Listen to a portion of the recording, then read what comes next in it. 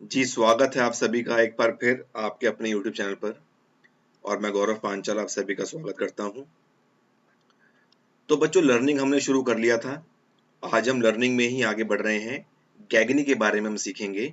गैगनी ने भी सीखने के प्रकार बताए हैं।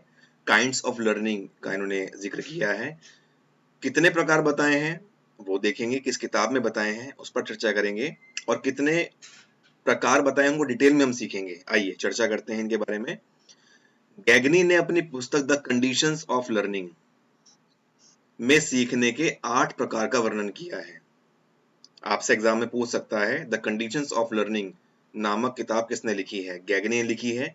और इसमें इन्होंने सीखने के 8 प्रकार बताए हैं। आपकी स्क्रीन पर यहाँ पर दे रखा है, पिक्चर फॉर्म में दिया हुआ है। ये ही वो 8 प्रकार हैं जो गैगनी ने दिए हैं। सीखने के प्रकार बच्चों बताए हैं ये। एक पदानुक्रम होता है बच्चों जो नीचे शुरू होता है।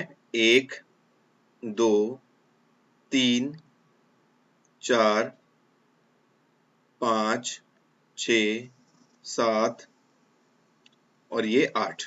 तो 8 प्रकार हैं। पदानुक्रम, हायरार्किकल ऑर्डर का मतलब क्या होता है कि जब निचली जो लर्निंग है वो हो जाती है उसके बाद ही ऊपर वाली लर्निंग शुरू होती है।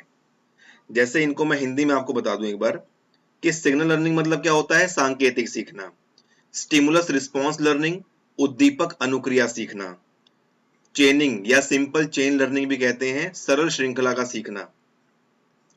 वर्बल एसोसिएशन, शब्द साहचर्य सीखना। डिस्क्रिमिनेशन लर्निंग, विभेदीकरण सीखना। कंसेप्ट लर्निंग, संप्रत्यय सीखना। रूल लर्निंग, नियम सीखना। और 8वां है प्रॉब्लम सॉल्विंग, जिसे हम बोलते हैं समस्या समाधान सीखना। तो आइए हर एक के बारे में डिटेल में चर्चा करते हैं कि इनका मतलब क्या है। ठीक है, सबसे पहला है बच्चों सांकेतिक सीखना, सिग्नल लर्निंग। यह सीखना पैवलव के शास्त्रीय अनुबंधन सिद्धांत के समान है। इवान पैवलव ने शास्त्रीय अनुबंधन सिद्धांत दिया है, क्लासिकल कंडीशनिंग थ्योरी दी है, और उसमें उन्होंने डॉग पर एक्सपेरिमेंट किया। डॉग के सामने 2 तरह के स्टिमुलस रखे, 2 तरह के उद्दीपक रखे हैं। उद्दीपक क्या होता है? कोई भी ऐसी चीज जिस पर व्यक्ति प्रतिक्रिया करता है, रिस्पॉन्स करता है, तो उसे हम बोलते हैं स्टिमुलस। ठीक है, वो होता है उद्दीपक आपका। तो डॉग के सामने 2 स्टिमुलस रखे, एक को हम बोलते हैं अनकंडीशनड स्टिमुलस, एक को हम बोलते हैं कंडीशनड स्टिमुलस। हिंदी में कहते हैं अनानुबंधित उद्दीपक, और एक को कहते हैं अनुबंधित उद्दीपक। तो 2 स्टिमुलस रखे। अब सिग्नल लर्निंग कैसे हुई? भाई फूड दिया तो फूड पर लार निकलना नेचुरल है, स्वाभाविक है। लेकिन क्या घंटी की आवाज पर लार निकलना चाहिए? नहीं निकलनी चाहिए। अगर घंटी की आवाज पर लार लार निकले तो उसको हम क्या बोलेंगे? वो सिग्नल लर्निंग कहलाती है। क्योंकि यहां पर जब प्रोसेस को रिपीट किया गया ना, कि बार बार पहले घंटी बजाई फिर भोजन दिया, घंटी बजाई भोजन दिया, घंटी बजाई भोजन दिया, तो डॉग को ये समझ में आ गया कि जब जब घंटी बजती है ना तब तब भोजन मिलता है। तो जो लर्निंग फूड पर होती है, जो लार निकलती है फूड पर, वो लार कहां ट्रांसफर हो गई? आपकी बेल की साउंड पर वो ट्रांसफर हो गई। क्योंकि लास्ट में देखा गया कि सिर्फ घंटी बजाई, भोजन नहीं दिया, तब भी लार निकली। इसका मतलब क्या है? सिग्नल लर्निंग कहलाती है। ऐसे ही आपके स्कूल में भी होता है। आधी छुट्टी की बेल बजती है, बच्चों को पता लग जाता है अब हम खाना खाएंगे। पूरी छुट्टी की बेल बजती है, बच्चे समझ जाते हैं अब हमें बैग उठा के अपने घर निकलना है।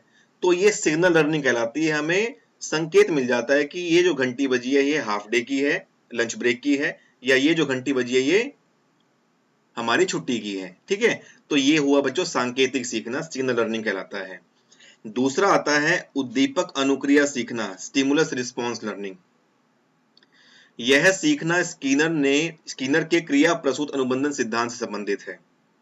स्किनर ने एक थ्योरी दी है, ऑपरेंट कंडीशनिंग थ्योरी, और उसमें क्या बताया है कि व्यक्ति एक सक्रिय प्राणी है, एक एक्टिव क्रिएचर है। कुछ ना कुछ हम करते रहते हैं, और जो भी हम करते हैं उसके 2 परिणाम निकलते हैं, या तो सकारात्मक पॉजिटिव, या नकारात्मक नेगेटिव। अगर पॉजिटिव निकलता है रिजल्ट तो हम उस काम को बार बार करते हैं, अगर नेगेटिव निकलता है तो उस काम को हम छोड़ देते हैं। ये स्किनर ने बताया है, और हकीकत भी यही है।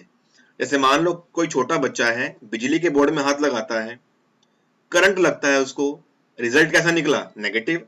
क्या आप दोबारा कभी हाथ लगाएगा? नहीं लगाएगा। तो इसी को बोलते हैं हम उद्दीपक अनुक्रिया सीखना। ठीक है, स्टिमुलस रिस्पॉन्स लर्निंग, कोई भी स्टिमुलस है उस पर व्यक्ति रिस्पॉन्स करता है, डिपेंड करता है कि उसका रिस्पॉन्स पॉजिटिव है, रिजल्ट नेगेटिव है या पॉजिटिव है। पॉजिटिव हुआ बार बार करेगा, नेगेटिव हुआ तो उस काम को छोड़ देगा। ठीक है, आगे बढ़ जाते हैं बच्चों। तीसरा आता है आपके सामने सरल श्रृंखला का सीखना, लर्निंग ऑफ सिंपल चेनिंग। इस तरह के सीखना से तात्पर्य एक क्रम में होने वाले अलग अलग कई उद्दीपन अनुक्रिया संबंधों के सेट से है। इसमें क्या होता है कि स्टिमुलस रिस्पॉन्स उनके कई सारी एक चेन बन जाती है। उन सेट्स के उद्दीपक अनुक्रिया के जो सेट हैं अलग अलग, उनकी एक चेन बन जाती है, उससे संबंधित है। जैसे इसमें लिखा हुआ है कि पेशीय सीखना में पाया जाता है इस तरह का जो सीखना होता है। जैसे यहाँ पर मैं लिखा कार ड्राइविंग, एग्जाम्पल लिखा हुआ है कार ड्राइविंग। अब आप कहोगे सर कार ड्राइविंग में कैसे होता है? जैसे मान लो आप कार ड्राइव कर रहे हैं, उसमें कई सारे तो उद्दीपक हैं और कई सारी अनुक्रियाएं हैं। बताओ कौन कौन से उद्दीपक हैं? जैसे आप ड्राइविंग सीट पर बैठे, आपके हाथ में स्टीयरिंग है, गियर भी है, पैरों में क्या है? क्लच है, ब्रेक है, एक्सीलरेटर है।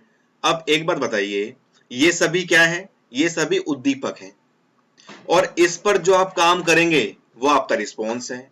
तो कई सारे उद्दीपक, कई सारे अनुक्रिया या प्रतिक्रिया के सेट और उनकी चेन जब बन जाती है तो ही व्यक्ति कार ड्राइविंग करता है, कार को चला पाता है। इसलिए इसको बोला गया है सिंपल चेन लर्निंग। दरवाजा खोलना, दरवाजे खोलने में क्या है? आप पकड़ते हैं, यानी पकड़ रहे हैं तो वो क्या है आपके लिए? एक स्टिमुलस पर आप रिस्पॉन्स कर रहे हैं, पकड़कर आप धक्का लगाते हैं, आप अंदर घुसते हैं, देखते हैं। तो ये सारी चीजें क्या है? एक सिंपल चेन बन जाती है, उद्दीपक अनुक्रिया के सेट बन जाते हैं, उसी को हम बोलते हैं सरल श्रृंखला का सीखना। चौथा आता है बच्चों शाब्दिक साहचर्य सीखना, वर्बल एसोसिएशन। इस तरह के सीखने में शाब्दिक अभिव्यक्ति निहित होती है। जहां पर शब्दों की बात आ जाए ना, वहां पर शाब्दिक साहचर्य सीखना आ जाता है। कैसे? जैसे कविता है, कविता में क्या है? शब्द है, वाक्य है। कहानी है, कहानी में क्या है? शब्द है, शब्दों की बात कर रहे हैं, शब्दों में आपस में साहचर्य होता है, शब्दावली है।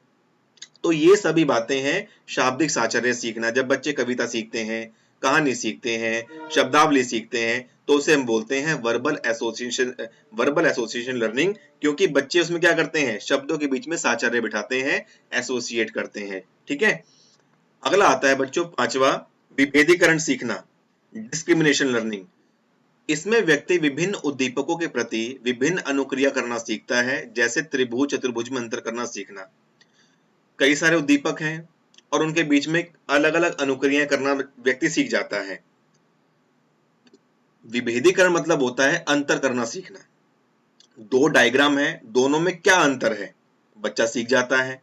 जैसे एग्जाम्पल दिया त्रिभुज, तो त्रिभुज कैसा होता है आप जानते हैं, ये है त्रिभुज और ये है आपका चतुर्भुज। तो जब बच्चा दोनों में अंतर करना सीख जाता है उसे हम बोलते हैं विभेदीकरण सीखना। ठीक है, उनकी प्रॉपर्टी के आधार पर बच्चा जब अंतर करता है दोनों फिगर्स के बीच में, that is known as discrimination learning. ठीक है, चाहे वो कुछ भी हो सकता है, कोई भी दो चीजें जिनके बीच में व्यक्ति अंतर करना सीखता है उसे विभेदीकरण सीखना कहलाता है वो। छठा आता है संप्रत्यय सीखना, कंसेप्ट लर्निंग। कई वस्तुओं के सामान्य गुणों के आधार पर कोई विशेष अर्थ को सीखना। जैसे मान लो मैं यहां पर लिखता हूं शेर, हिरण। ठीक है, मैंने यहां पर दो जानवर का नाम लिखे, शेर और हिरण। तो इन दोनों के बीच में सामान्य गुण क्या है? सामान्य गुण इन दोनों के बीच में ये है कि ये दोनों क्या है? जंगली पशु है।